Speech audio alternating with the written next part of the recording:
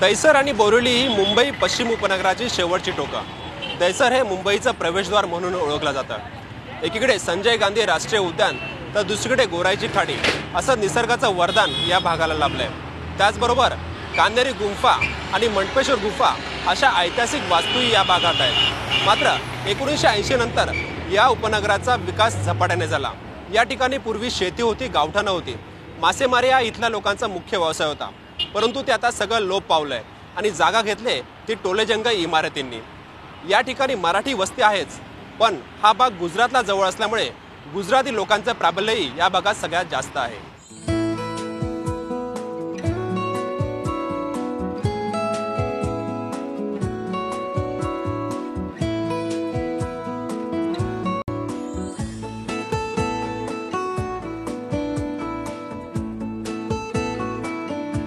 निसर्गाचं भरभरून वरदान लाभलेला बोरिवली आणि दहिसर हा परिसर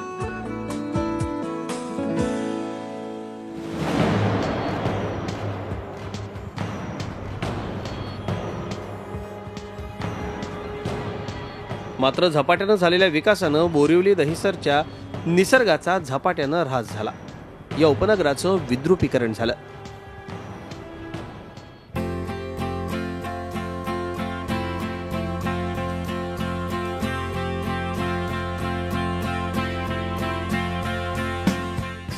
दहिसर आणि बोरिवलीच्या पूर्व पश्चिमेला साधारणतः 3 दशकांपर्यंत आदिवासी आणि आगरी कोळी बांधवांची वस्ती प्रामुख्यानं होती।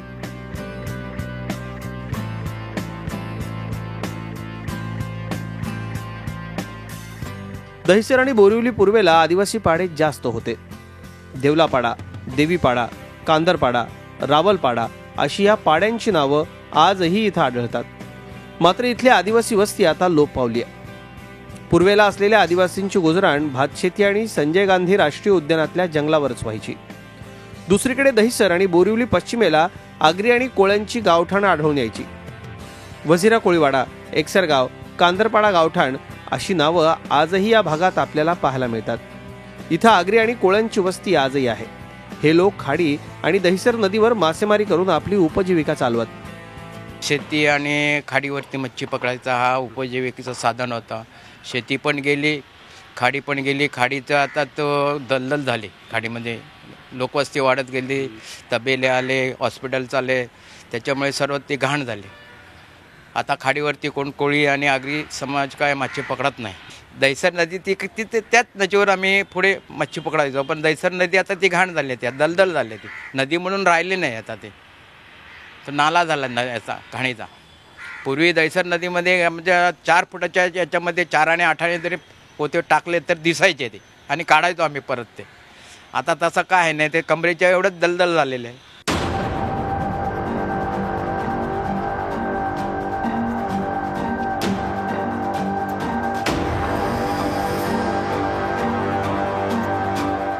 आता आगरी आणि कोळी बांधवांचा मासेमारीचा व्यवसाय बंद झालाय। खाड्यांवर अतिक्रमण झालंय। दहिसर नदीला तर नाल्याचं स्वरूप आलंय।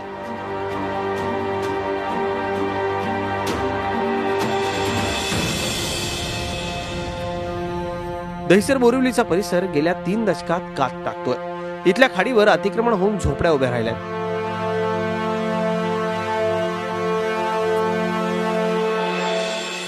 गावठाणच्या आणि आदिवासींच्या भातशेतीची जागा टोलेजंग इमारतींनी घेतली आहे। आदिवासी पाड्यांचं आदिवासी पण हरपलाय, तर गावठाणांची आता शहरं झाली आहेत।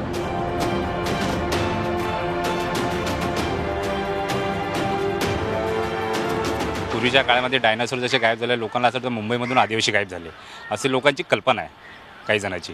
पण खरोखर बघायला गेला, आज तुम्ही बघितल्यापासून वरच्या डोंगरी भागामध्ये काही भरपूर प्रमाणात इथं आदिवासी समाज अजूनही राहत आहे। पण आदिवासी समाजावरती ह्या लोकांना एवढा मोठा गव्हर्नमेंट एकतर सुविधा करते की आदिवासीला एवढा फंडिंग एवढं सर्व करते गव्हर्नमेंट, पण एकही फंड हा आदिवासी करता यूज करतच नाही आहे। 0 प्रमाणात।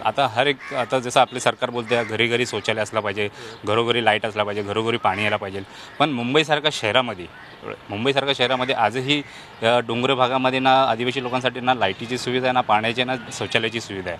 आजही त्यांना जंगलात जावंच लागतं। दहिसरच्या कांदरपाडा गावातून पूर्वी एकीकडे गोराईची खाडी स्पष्टपणे दिसायची, तर दुसरीकडे थेट मीरा रोड स्टेशनही दृष्टीला पडायचं. कांदरपाडा परिसरातल्या लोकांना गावातून रेल्वे स्टेशनमध्ये येणारी लोकल दिसायची. आता मात्र उंचच उंच इमारती उभ्या राहिल्यात. तेव्हा काहीच नव्हतं म्हणजे रस्त्यावर वगैरे. आम्ही शाळेत जाताना रेल्वेतनं धावत जायचो शेतातनं, तेव्हा रस्ते पण नव्हते. असं आमचा वजिरा कोळीवाडा फार म्हणजे हल्ली आता खूप बदलत होत चाललं आहे, कारण की आजूबाजूला सर्व गोल बिल्डिंग आले. सगळ्या जुनी शेती, लोकांची राहण्याची पद्धत सर्व बदलत चालली आहे आजच्या तारखेमध्ये. कारण की सुरुवातीला आमच्या लोकांचे मासेमारीचे धंदे होते, शेती होती, ते आता सर्व बिल्डिंगनी सगळं व्यापून गेलेलं आहे. सर्व गावातनं बाहेर निघायला यायला पण रस्ते खूप कमी झाले आणि गावातल्या खूप सुखसोयी आणि सुविधा खूप कमी झाल्या. आणि त्या ज्या सुखसोयी आम्हाला ज्या मूलभूत इकडचे कोळी समाज ग्रामस्थांना त्या भेटायला पाहिजे, त्या काही भेटतच नाही. इकडचे नगरसेवक किंवा जे काही आहे ते काही कोळीवाड्यांकडे काही लक्ष देतच नाही. आज तुम्ही अख्ख्या कोळीवाड्यामध्ये फिरा बघा, जशी जुने कोळीवाडे होते आजही तसेच्या तसेच कोळीवाडे आहेत. त्याच्यामध्ये काय जास्त फारसा बदल झालेला दिसत नाही आम्हाला. या ठिकाणी एक तलाव होता आणि बाजूने काही झोपड्या होत्या. तो तलाव बुजून आज या ठिकाणी एक सुंदर उद्यान झालेलं आहे. या चिकूवाडीमध्ये मी राजडानगरच्या शाळेत असल्यामुळे कधी शाळेला दांडे मारून आम्ही या ठिकाणी शेती आणि थोडंसं जंगलं, बोराची झाडं, आंब्याची झाडं असं असायचं. तर आम्ही सुट्टीत या ठिकाणी ते सर्व मुलं मजा करायला या ठिकाणी आम्ही यायचो असं. आणि आज तर सर्व सिमेंटचं जंगल या ठिकाणी उभं राहिलेलं आहे. मागे काही थोडासा मोठा एक प्लॉट आहे, तो शेट्टी साहेबांनी या ठिकाणी स्टेडियम करता राखून ठेवलेला तेवढाच प्लॉट आज चिकूवाडीत आणि याच्यामध्ये उरलेलं आहे जमीन. म्हणजे बाकी सर्वीकडे इमारतीचं कॉन्क्रीटचं जंगल या ठिकाणी सर्व झालेलं आहे. आदिवासी पाडे गेले, कोळीवाडे बदलले, पण इथली संस्कृती जपण्याचा प्रत्येक गावठाण प्रयत्न करत आहे. या भागातल्या प्रत्येक गावठाणची एक ग्रामदेवता आहे. त्या ग्रामदेवतेचा उत्सव आगरी कोळी बांधव दरवर्षी मोठ्या जल्लोषात आणि भक्तिभावानं साजरा करतात. गाव बदललं तरी आपली संस्कृती, परंपरा जपण्याचा प्रयत्न इथले ग्रामस्थ करतायत. या भागामध्ये कांधेरी गुंफा आणि मंडपेश्वर गुंफांसारख्या पुरातन गुंफा आहेत. कांधेरीच्या गुंफा राष्ट्रीय उद्यानात असल्यानं त्या टिकून राहिल्यात. मात्र भरवस्तीत असलेल्या मंडपेश्वर गुंफांकडे दुर्लक्ष झालंय. वाढत्या शहरीकरणात आणि काळाच्या ओघात बोरिवली आणि दहिसरमधील ऐतिहासिक आणि पुरातन पाऊलखुणा या आता पुसल्या जाऊ लागल्यात. इथले कोळीवाडे आणि आदिवासी पाडे आता नावापुरते आणि औषधाला शिल्लक आहेत. इतिहास जपण्यासंदर्भात आपली असलेली अनास्था यातून स्पष्ट होते.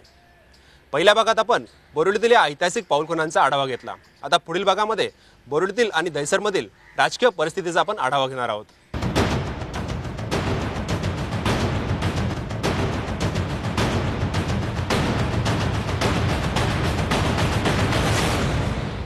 वाढत्या शहरीकरणात उपनगरांचा विकासही झपाट्याने झाला.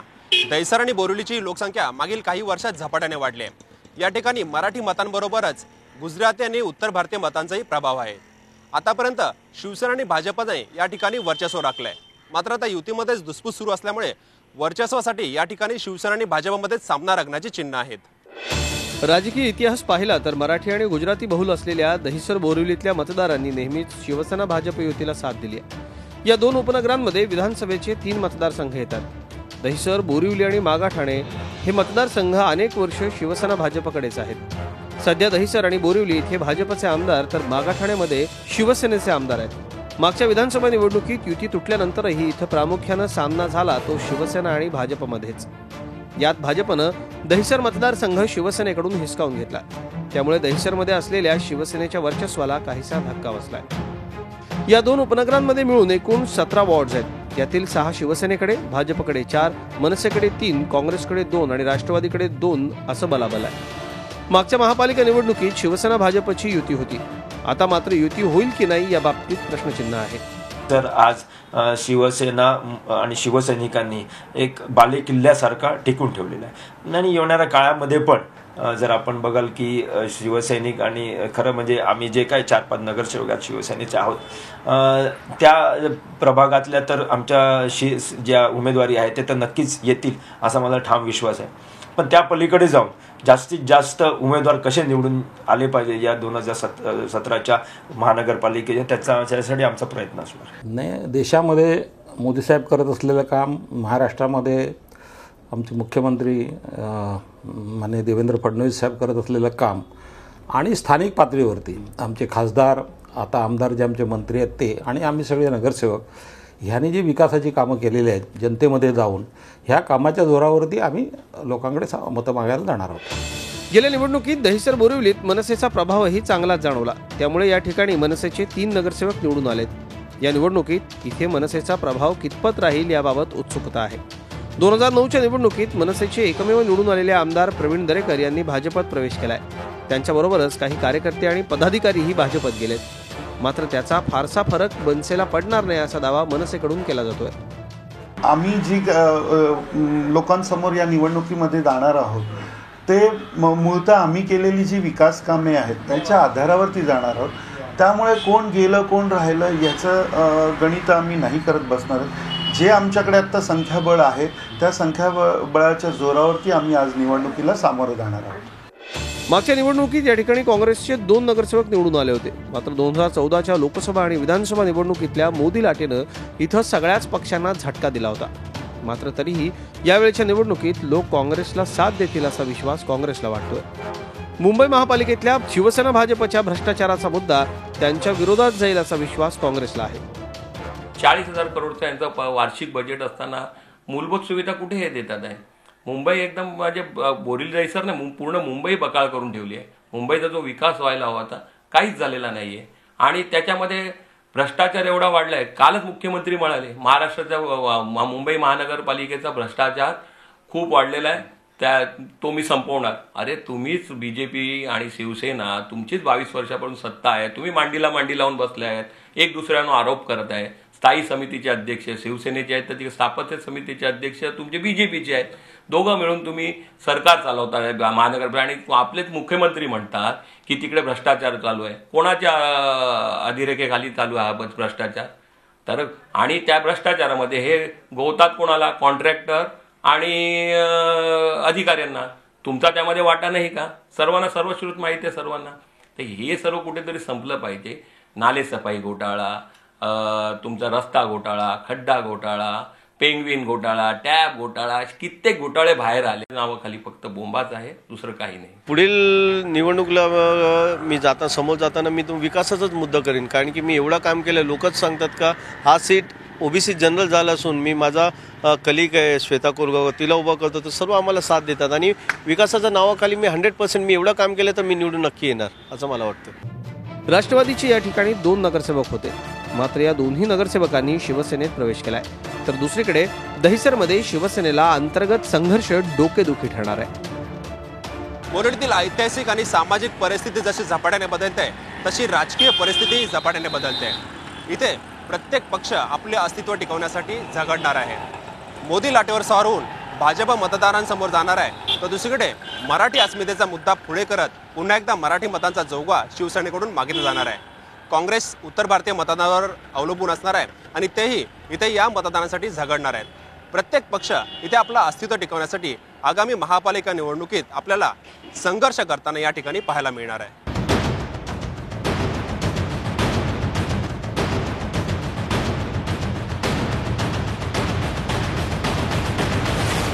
मताच्या राजकारणासाठी राज्यकर्तेच कशा प्रकारे समस्या उभ्या करतात हे दहिसरमधील गणपत पाटील नगर झोपडपट्टीकडे बघितलं की लक्षात येतं.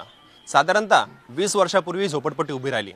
त्यावेळी अनधिकृतपणे उभ्या राहणाऱ्या झोपडपट्ट्यांकडे राजकारण्यांनी मतांच्या राजकारणासाठी दुर्लक्ष केलं तर महापालिका अधिकाऱ्यांनी हप्त्यासाठी ही झोपडपट्टी उभी राहू दिली. मात्र या झोपडपट्टीला आता 20 वर्षानंतरही साध्या सुविधाही मिळाल्या नाहीत. पाणी, शौचालय यासारख्या मूलभूत सुविधा या झोपडपट्टीपर्यंत पोहोचल्या नाहीत. त्यामुळे इथे राहणारे हजारो लोक हे रोज नरक यातना भोगत जीवन जगत आहेत.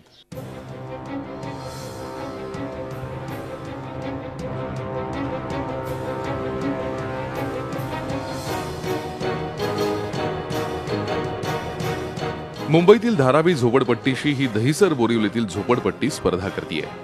मतांच्या राजकारणासाठी उभारलेल्या या झोपडपट्टीकडे सर्वच राजकीय पक्षांनी आणि महापालिकेनंही दुर्लक्ष केलं. आता इथल्या समस्या मात्र उग्र रूप धारण करतायत. मुंबई महापालिकेतील क्रमांक 1च्या वॉर्डमधील ही गणपत पाटील नगर झोपडपट्टी. मुंबईतील धारावी या सगळ्यात मोठ्या झोपडपट्टीशी स्पर्धा करणारी ही झोपडपट्टी दुसरी धारावी म्हणून ओळखली जाते. या झोपडपट्टीत समस्यांचा डोंगर आहे. इथले रहिवासी अक्षरशः रोज मरण यातना भोगत जगतायत.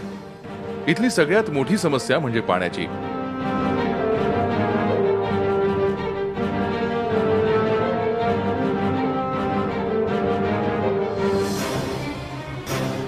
काही मिनिटं येणारं महापालिकेचं पिण्याचं पाणीही पैसे देऊन विकत घ्यावं लागतं.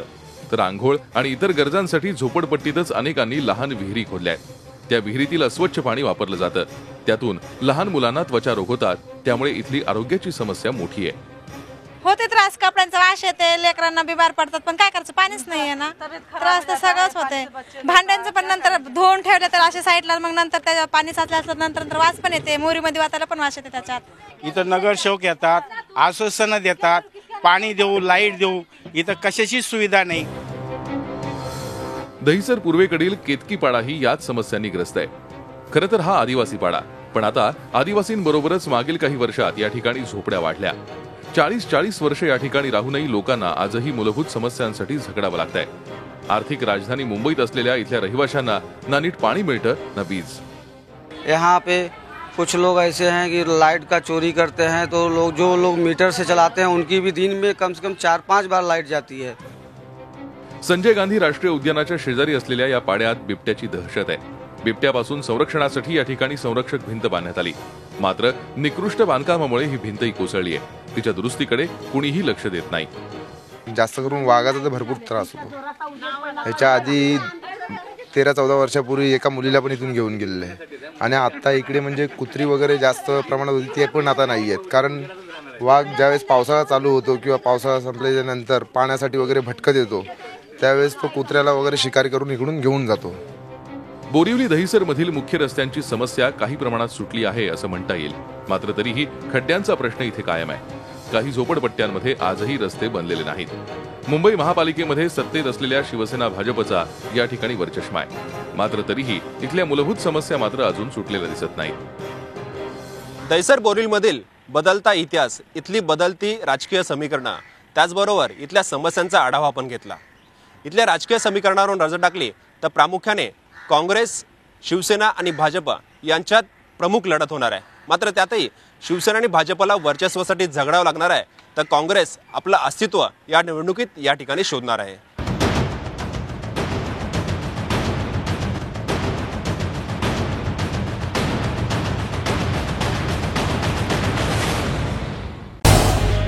झी 24 तास रहा एक पाऊल पुढे.